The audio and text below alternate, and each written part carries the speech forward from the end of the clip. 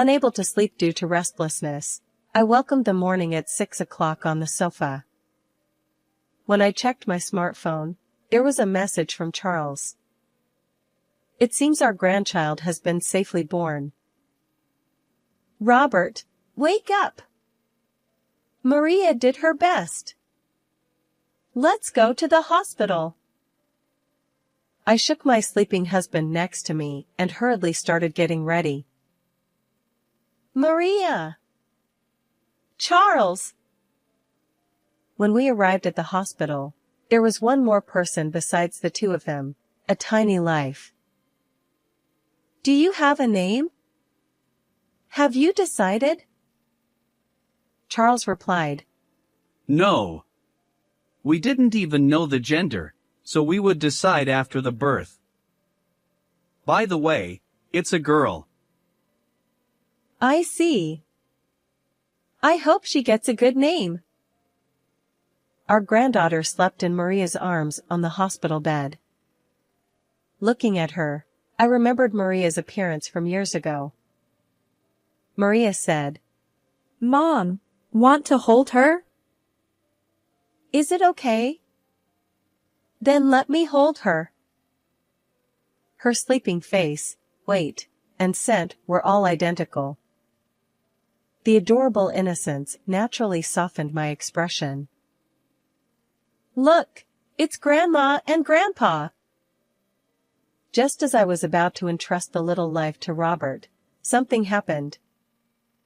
He was drenched in sweat, trembling violently. Wait, what's wrong? Robert stammered. Don't let that baby near me! What was going on? I looked at Maria and Charles, but both of them had wide-open eyes. It was clear that I hadn't misheard. Maria asked, Dad, what are you saying? Charles wondered. Is something wrong? Robert said, No, it's different. I feel a burning heat. I don't want to remember, but it's like the terrifying heat from that fire. My husband, Robert, is blind. 3 years ago, there was a massive fire at the scientific chemical plant where he worked, and unfortunately, he suffered burns to both eyes. Fortunately, his life was not in danger, but since then, Robert has lost his sight.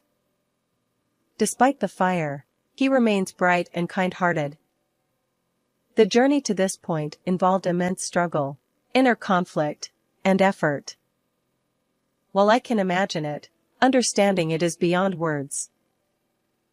Robert, is there anything I can help with? Robert replies, I'm fine for now. If anything comes up, don't hesitate to call. Robert chuckles. I've gotten used to it. You can relax. Although he always says that, true peace of mind eludes us, and we continue to worry about him both physically and emotionally.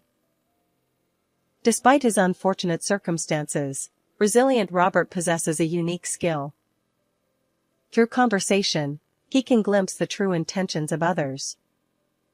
He insists it's merely a heightened sense, not any kind of superpower, but from an outsider's perspective, it's an impressive ability. The notion that blindness sharpens hearing sensitivity is well known, supported by scientific theories. However, in Robert's case, his innate sensitivity to others' emotions seems to have intensified after losing his sight. As a result, both I and our daughter Maria, who lives with us, seek his judgment whenever something arises, a habit we can't break. Robert truly is a dependable presence. Recently, when Maria brought her partner home, Robert's sixth sense provided solid confirmation. A few years ago. Let me introduce you. This is Charles. Nice to meet you. I'm Charles. I've always been taken care of by Maria. Charles, this young man, was polite and neatly dressed, a typical good-natured guy. Whether he was naturally fearless or simply adept at concealing it, he actively engaged in conversation. At that moment, Maria seemed more nervous than he did. Understandably so. Her father has the power to read other people's minds. If anything seemed off, it would undoubtedly be brought up later. Apparently Charles had heard about Robert's blindness. He naturally didn't know about Robert's unique ability. Yet, there was nothing overly suspicious or unusual about Charles. On the contrary, he spoke with consideration for Robert, subtly showing his good impression. As it turned out, they were originally colleagues at work, and their interactions extended beyond professional boundaries. Robert listened intently to their stories. Later, as the sun set and darkness enveloped the surroundings, Charles bid his farewell. Robert shared his impressions of the young man. I can't see his face, but he seems like a good person. Upon hearing those words, Maria and I let out a sigh of relief, of course.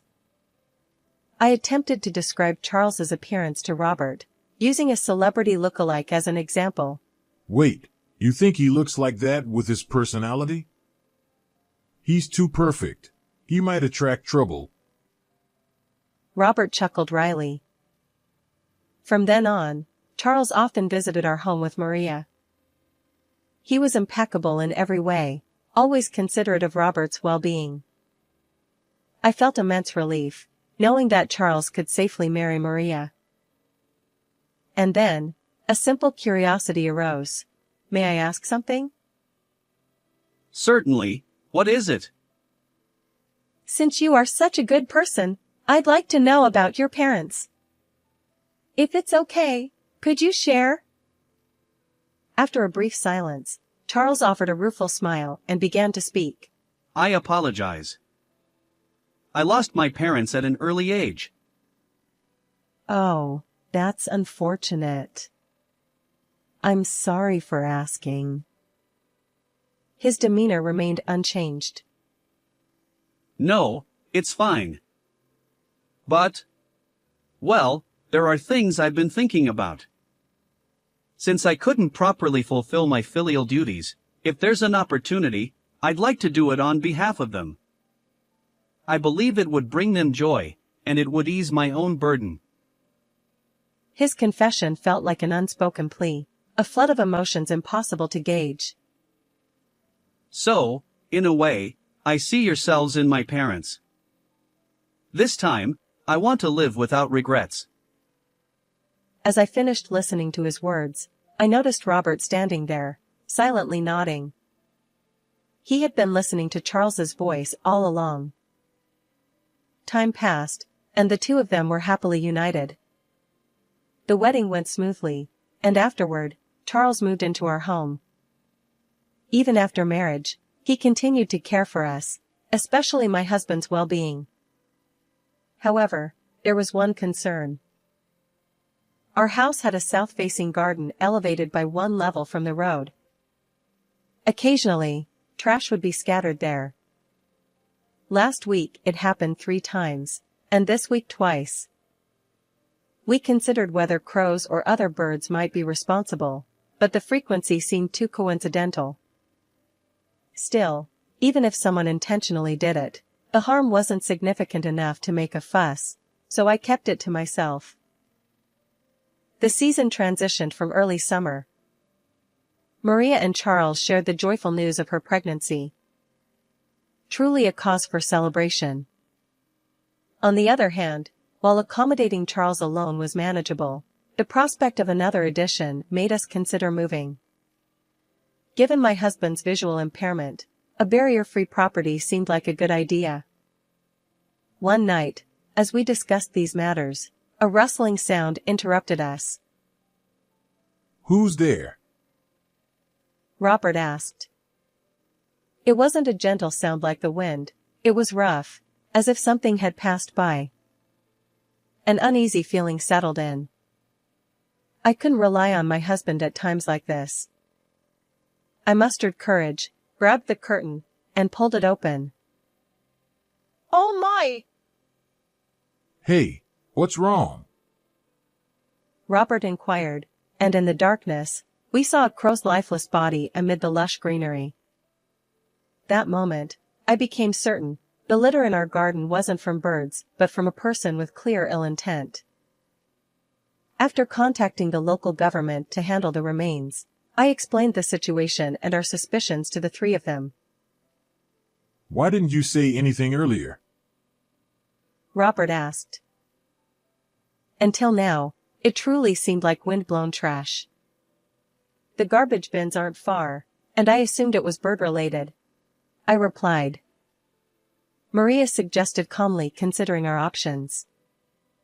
Charles agreed, adding that raising the fence might help but wouldn't address the root issue. Robert proposed installing security cameras, and after much discussion, we decided to do just that. About a week after installing the cameras, Maria, now pregnant, discovered trash in the garden once again. Checking the footage, we were surprised to find the culprit identified so easily. The security camera showed a woman with long blonde hair, casually tossing a garbage bag with her right hand. Not only her appearance, but her face was clearly captured. Maria whispered, I feel like I've seen this person before. Despite thinking hard, she couldn't recall, so we waited for Charles to return. That night, when Charles came home, we promptly showed him the footage. His revelation left us astounded. This person. It's Ms. Brown, my junior. Apparently, she had been pursuing him persistently. Initially, he gently declined, but as things escalated, he revealed Maria's existence and firmly rejected her advances. Given this context, her recent actions weren't hard to imagine. That's why I recognized her. But will the police take action? You know how stalkers can be stubborn. I wondered. Robert reassured us. We have solid evidence. It should be fine. Let's start by explaining. The police took the situation seriously, contrary to my expectations. Thanks to their intervention, the woman named Brown received a stern warning from the police. She was also required to sign an agreement at her workplace, promising not to approach Maria and Charles. Ultimately, she was transferred to another state. It appears that her motive for such actions was indeed harassment. However, there was one unexpected twist. Her ill intent was directed not at Charles but at Maria, the woman who took Charles away from her. It was a case of misdirected anger, to say the least. Nevertheless, our home returned to peace once again. Time flew by. Maria's belly grew larger, and she was admitted to the hospital for childbirth. As I prepared for her hospitalization, gathered postpartum necessities, and ran around attending to various tasks, memories from the past resurfaced. When I gave birth to Maria, it was a difficult labor, and I went through quite an ordeal. Although it happened over 20 years ago, every detail remained vivid in my memory. Now, being in the position of an observer, I felt deep emotions. Maria went into labor one night. Consequently, Robert and I stayed home while Charles accompanied her. I'm looking forward to it, Robert said. His words seemed to blend genuine anticipation with a touch of sadness. Understandably so, he wouldn't be able to see his first grandchild's face. As I pondered how to respond, Robert seemed to read my thoughts and quietly continued. Throughout my life, I've never deeply regretted losing my sight, but this time, it stings a little. I wish I could have seen my grandchild's face. In your place. I'll see it plenty. Didn't I promise to be your eyes, Robert? Even if I say that, it won't change anything, and you are having trouble answering.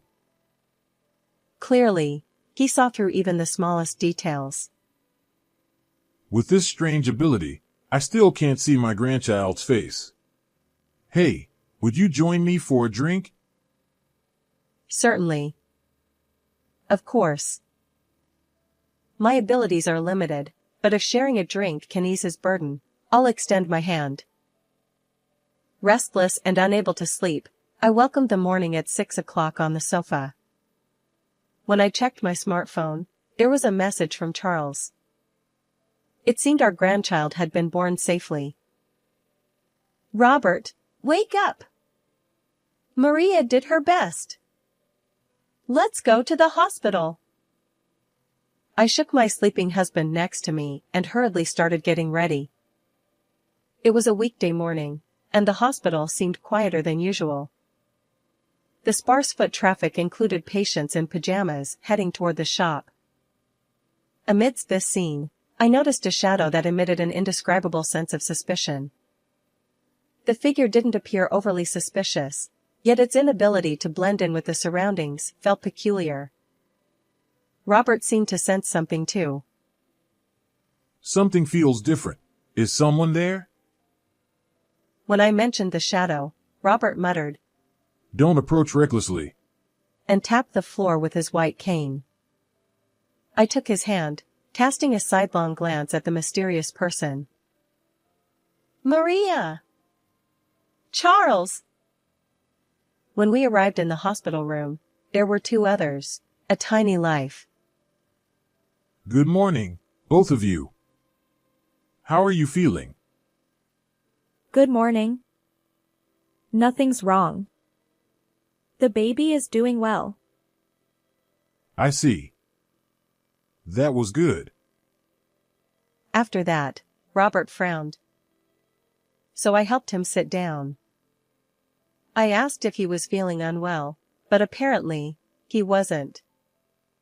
For now, we decided to share our joy. Have you decided on a name? Charles replied. Not yet. We didn't even know the gender, so we would decide after the birth. By the way, it's a girl. I see. I hope she gets a good name. Our granddaughter slept in Maria's arms on the bed. Seeing her, I remembered Maria as a baby. Maria said, Mom, want to hold her? Is it okay? Then let me hold her. Her sleeping face, weight, and scent were all identical. The innocent, adorable sight softened my expression. Look, it's Grandma and Grandpa. As we were about to entrust the little one to Robert, something unexpected happened. He was drenched in sweat, trembling violently. Wait, what's wrong? Robert stammered. Don't let that baby near me! I looked at Maria and Charles. They were equally shocked. It was clear that this wasn't a misunderstanding. Wait, what are you saying? Charles wondered. Is something wrong? No, it's different. I feel a burning heat. I don't want to remember, but it's like the terrifying heat from that fire.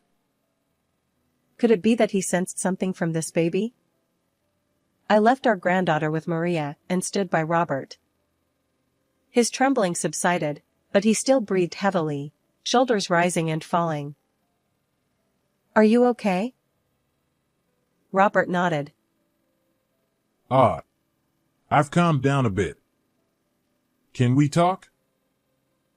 Yes, of course. I followed Robert out of the room to a nearby resting area. Robert apologized for startling me. That baby is fine. He assured. Then he began to explain. I probably picked up on someone's emotions nearby. It was more intense than anything I've felt before, burning resentment, anger. It was so vivid that I lost my composure.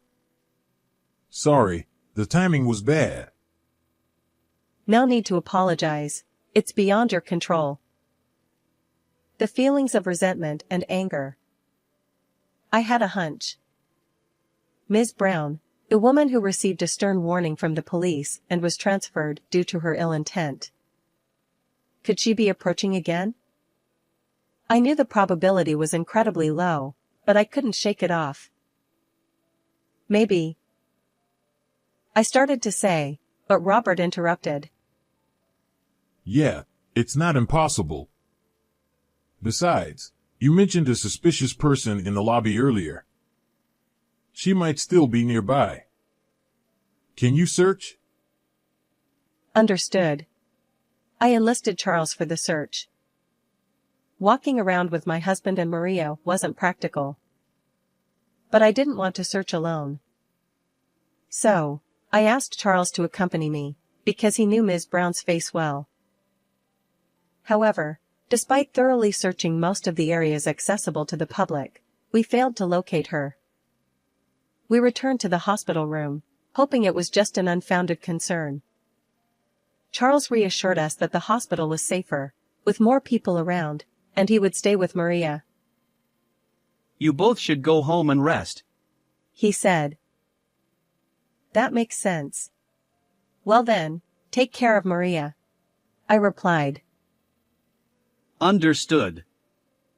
Oh, and if anything happens, please call, Charles added. Robert and I suppressed our anxiety and headed home. Although I didn't tell Robert, I wished I could have seen our granddaughter's face more clearly. I wondered whether she'd resemble Maria or Charles. What name would they choose for her? Tonight, once again, I'd likely have a restless night. Several hours later, in the evening, Robert uttered unsettling words once more. It's happening again. I feel it, a burning heat. What is this? Apparently, it wasn't a typical hospital-related illness. So, perhaps his mysterious ability was picking up even stronger emotions. The issue lay in those stronger emotions. Currently, there was only one possibility, and it was dangerously concerning. I pondered my next steps carefully. While part of me wanted to call the police immediately, I lacked concrete evidence. Personally verifying the situation could be futile or even life-threatening. Suddenly, I remembered the security cameras. Right. Checking those might provide some evidence. Excitedly, I reviewed the footage, but unfortunately, nothing appeared. Just as I felt stuck, a single ray of light seemed to descend from above. My smartphone vibrated, a message from Charles. Are you okay? Reluctantly, I decided to seek his help. I explained everything truthfully, and he replied succinctly. Understood. I'm on my way. I felt powerless. It was frustrating to be unable to act during such critical moments, even though I knew I wasn't at fault. After about 30 minutes, Charles returned. According to Robert, the sensation of heat was gradually intensifying. If we took his words at face value, it meant that a malevolent force was closing in. We promptly began searching the area around the house with Charles, and I grabbed a mop for self-defense. The sun had fully set, and while not pitch black, it was quite dim, a perfect backdrop for fear. Suddenly, a noise, both Charles and I heard it. It came from the back of the house, unmistakably accompanied by a human presence. I'll check the back. Please contact the police just in case, Charles said. I followed his advice, returned inside, and reported to the police. Suspect apprehended. Repeat, suspect apprehended. The police confirmed. Unbelievable. Someone had indeed been lurking. The glimpse of her profile left no doubt. It was undoubtedly Ms. Brown, the woman. She was quietly escorted by multiple officers and placed into a police car. According to the police, she had been carrying a firelighter and a lighter. The implications were clear, the worst-case scenario. As soon as I realized we were safe, my legs gave way, and I couldn't stand. Are you okay? Charles asked. Yes, I'm fine. My legs just went weak once I felt safe. Charles's courageous actions were commendable, but without Robert's mysterious ability, what might have happened? Speaking of Robert, he had completely calmed down and returned to his usual cheerful self. I have mixed feelings. Anyway, I'm relieved nothing happened. Am I really more extraordinary than I thought? Charles replied. Not just more than you thought. You're practically in the realm of superpowers. Oh. If only I were a bit younger, maybe I could have been of more help to people. Later, we learned that on that day, Ms. Brown had indeed infiltrated the hospital where Maria was admitted, intending harm. To make matters worse, her target wasn't Charles or Maria, it was their newborn granddaughter. Apparently, she harbored a selfish grudge after being transferred due to rumors of stalking at her previous workplace. However, on the day of the incident, the hospital's crowded environment forced her to abandon her plan. Instead, she decided to set the house on fire out of frustration.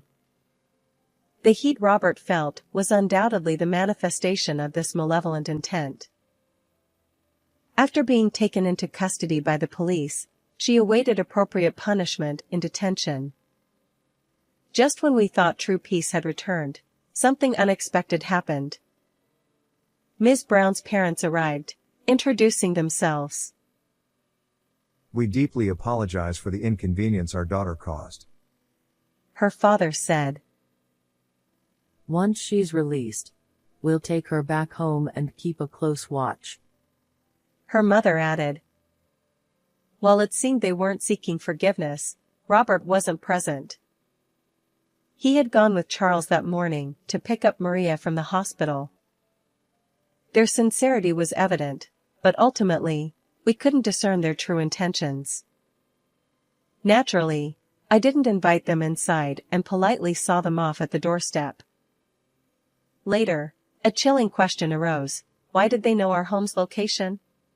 Realizing this, I decided to expedite the relocation plans I had been considering. With Maria safely discharged and our family expanded, I candidly explained the situation. We need to move soon, I told Robert. He took the initiative, joining Charles and me to explore various locations, reading the energies around us. Fortunately, we found a suitable home that satisfied everyone. It dawned on me, I hadn't fully believed in Robert's abilities until now. This incident made me wonder if he possessed true superpowers. The new house is a comfortable barrier-free property. Robert, and even our new family member, Karen, will find it accommodating. With this change, I hope Maria, Charles, and I can live here with peace of mind. The threat that once loomed over us has dissipated. I'm genuinely looking forward to starting a new life in this fresh environment. But... Hey, Charles. Can I ask you something? Yes? What is it? Do you need any help? No, not that. I just want to know, do you think it was a good decision for you to live with us? You should be a newlywed, filled with happiness, and now even with a daughter. Well, I've mentioned this before. I wanted to be a good son. I've always longed for a family, so this is... well... it's good. As I struggled to find words, he continued. And also, I'm truly grateful to both of you. Grateful? Yes. If Robert hadn't been here, who knows what might have happened? And you believed in that, which is why everything ended without any incidents. If one of you were missing, I can't imagine the outcome. So, filial piety and repaying kindness, having this opportunity, Thank you. This time, I could see it even without Robert's abilities. Charles isn't lying. How is this story for you? Don't forget to subscribe to the channel. See you in the next video.